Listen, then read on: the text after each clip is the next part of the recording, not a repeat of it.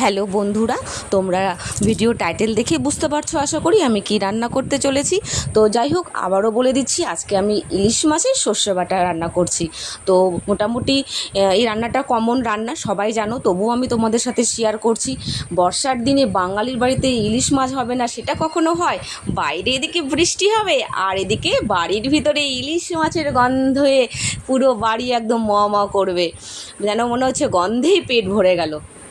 তো যাই হোক, একে একে তেল গরম করে তেলের মধ্যে কালো জিরা দিয়ে দিয়েছি, তারপরে দিয়ে দিলাম পোস্ত আর কাঁচা লঙ্কা বাটা, এদিকে দিয়ে দিলাম হলুদ।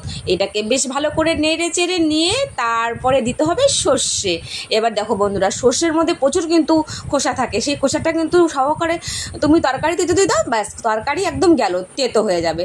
এত টাকা দামের ইলিশ মাছ একদম বৃথা চলে যাবে, রাতে আর ঘুম হবে না। এত টাকা দামের ইলিশ মাছ নিয়ে আসলাম, খেতে পারলাম না, সারাটা দিন যেন এমনভাবে যাবে, তুমি আর কি বলবে। হ্যাঁ, তো যাই হোক, ইলিশ মাছের জন্য সর্ষাটাকে আমি ভালো করে বেশ ছেঁকে নিয়েছি। দেখলে তো কত খোসা বেরোলো। এবার একে একে পোস্ত কষার মধ্যে আমি সব মাছগুলো একে একে দিয়ে দিলাম। হ্যাঁ, দিয়ে যাই হোক, মাছগুলোকে উল্টে পাল্টে ভালো করে নিতে হবে। নেওয়ার পরে বেশ ভালো করে মশলাটা যখন মাছের সাথে হয়ে যাবে, তখন দিয়ে দিতে হবে সর্ষেটা দিয়ে তারপরে ভালো করে আবার নেড়ে চেড়ে জল ঢেলে দিতে হবে। জল ঢেলে দিয়ে কিছুক্ষণ যেন তোমাকে ওটাকে ঢাকিয়ে রাখতে হবে। হ্যাঁ, যাতে মশলাটা ভালো করে ভেতরে যায় আর মাছগুলো বেশ ভালো করে যেন সেদ্ধ হয়। তো যাই হোক বন্ধুরা, তোমরা গরম গরম ইলিশ মাছের তরকারি আর গরম ভাত, উফ, যা কি বলবো, দুপুরটা একদম জমে যাবে।